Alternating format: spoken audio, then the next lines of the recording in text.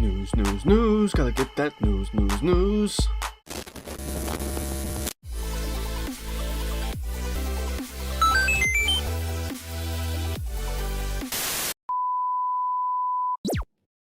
Welcome back guys, Mr. Rawlings here, time for a bit of ranting as it's Friday.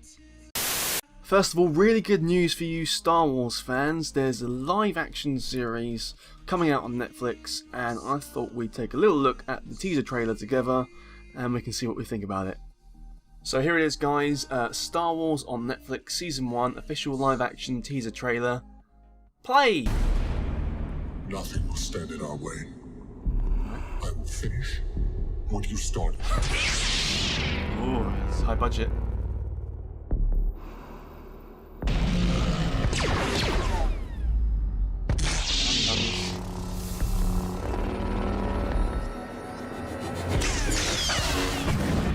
Heat has made you powerful.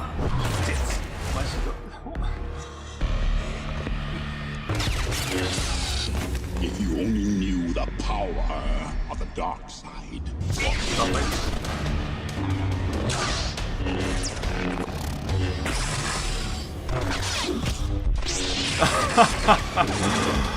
Oh, Darth Maul apparently is in this. Oh, Fury of Maul. So it's about streaming on May the 4th. Guys, that looks awesome. I can't wait to see Fury of Maul. Of course, guys, that's an April Fool's joke from the guys at IGN. No such thing happening.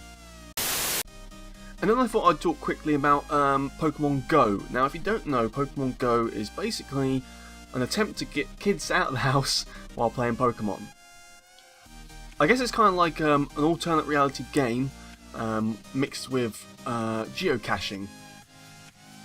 Basically, geocaching is where you get some clues as to where a location of something is and you try and find it out in the real world. And what Pokemon Go is about is you have to go to real world places to be able to catch certain Pokemon. Now whether you like Pokemon or not, that's a pretty neat idea and it's currently being betaed now in Japan. They do of course plan to bring it out in other countries. I don't really know how well it will work in terms of whether or not you'll see it anywhere you live in the UK, for example, wherever you are, or will they target particular cities like London or something like that. I don't know how they're going to program it so that Pokemon appear in certain places, but maybe it just picks a random location near you.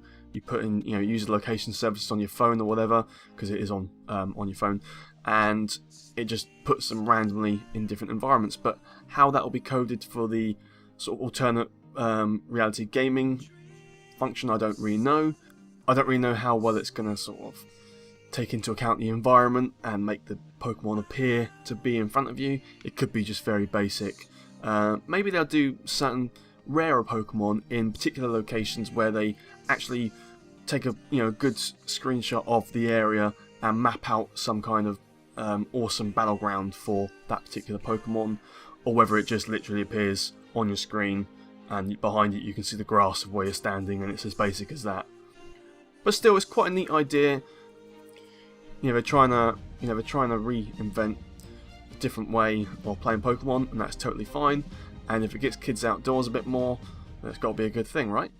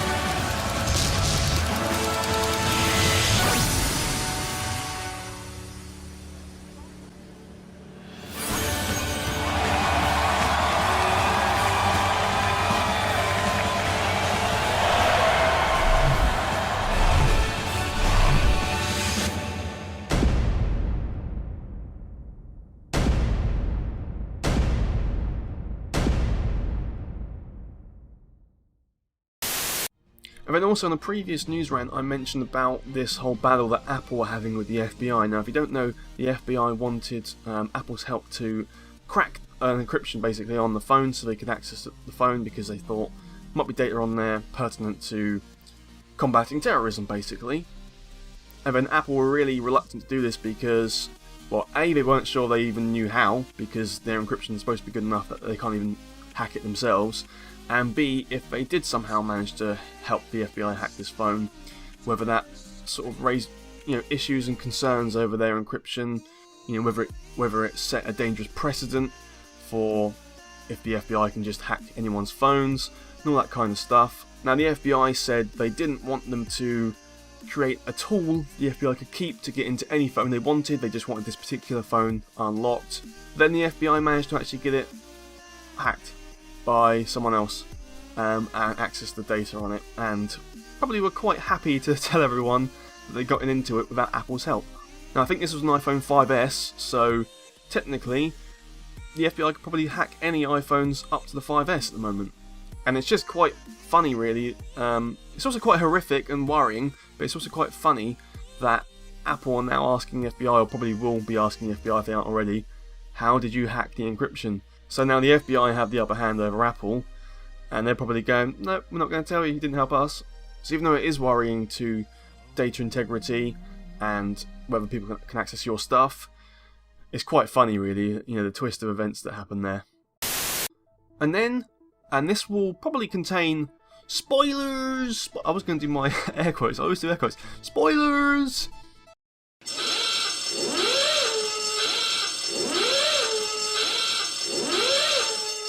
If you haven't seen Batman v Superman and you plan to, then don't watch this next bit. Well, you can if you like, it's not going to be a huge spoiler, especially if you know something about, Batman and Superman and DC Universe, but just bear in mind you might not want to listen to this next bit. Basically, there's a deleted scene which came out, I think it was like a day or two after the international release for most people to watch Batman v Superman. Basically, it's a scene with Lex Luthor which gives a little bit more explanation as to what he was talking about at the end, and I thought we'd take a look at it together first. I've already watched it, but I thought we'd take a look at it together, and then I'm going to give some analysis. There's probably loads of analysis already, I've seen some of it already, but I thought I would just give my take on things. So here it is guys, the deleted scene from Batman v Superman, which is titled Communion. Play! So we got the SWAT team jumping down there. And this is taking place on the crashed ship that they've got on Earth.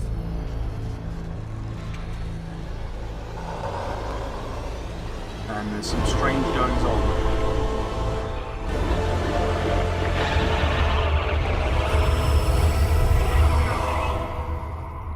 Lex Luthor there in a pot of goo.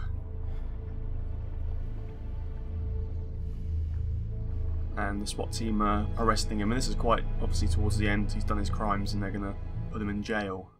So basically what's happening there is Lex Luthor is in a pot of oozy gooey stuff, which is the stuff you saw that helped make Doomsday at the end.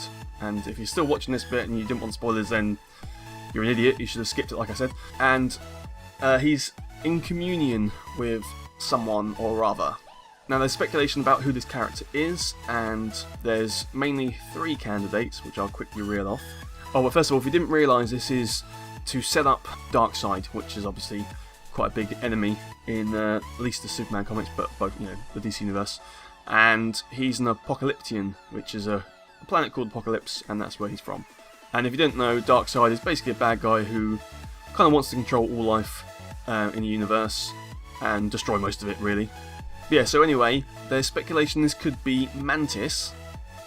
Now, Mantis is basically the second most powerful being on Apocalypse. He's been a bit of a lackey to Darkseid, that kind of thing, and it was actually Darkseid who gave most of the power to him to make him so powerful.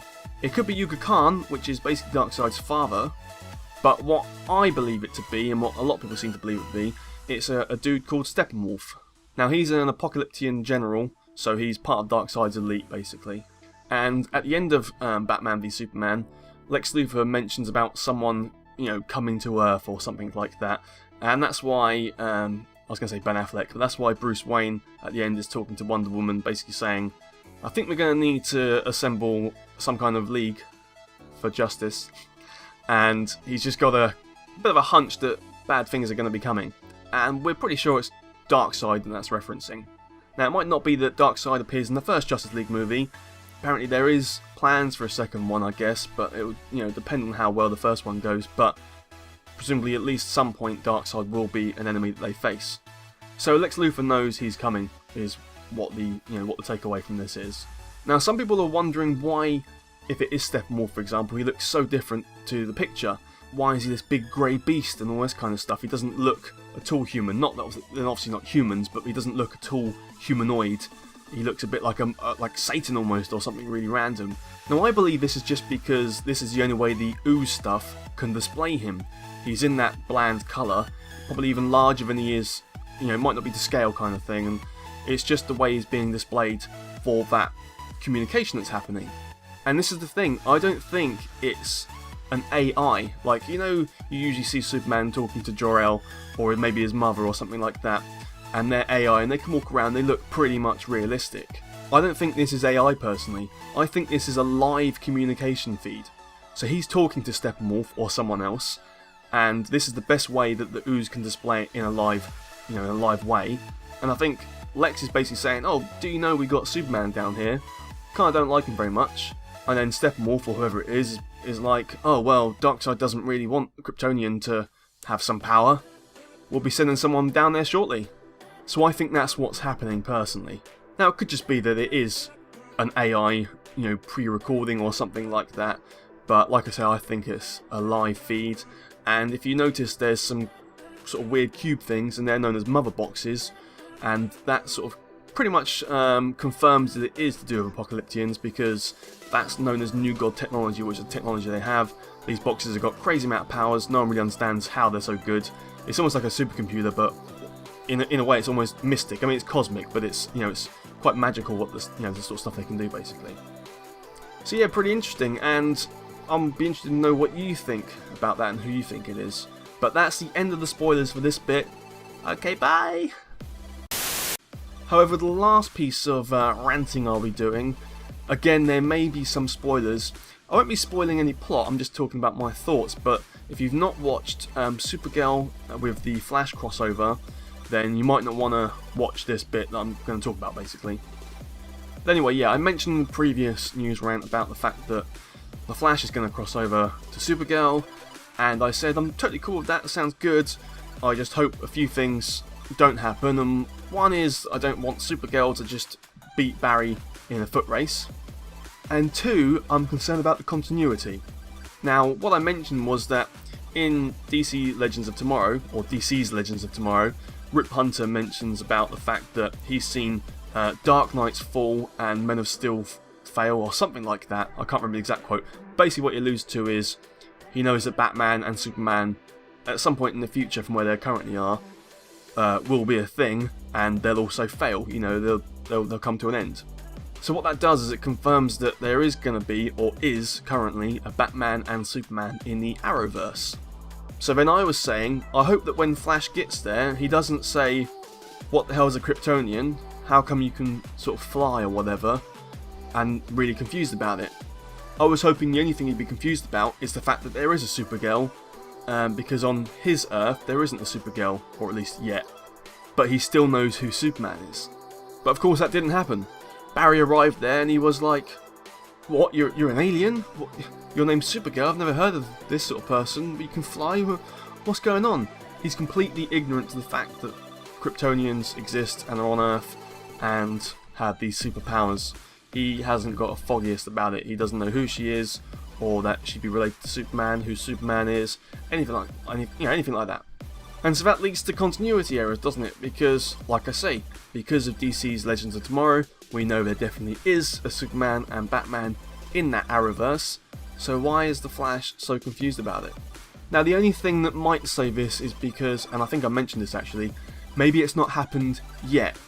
So maybe in the current timeline that the Flash exists, and presumably the future ones he's travelled to, just didn't sort of see it, there is no Batman Superman yet.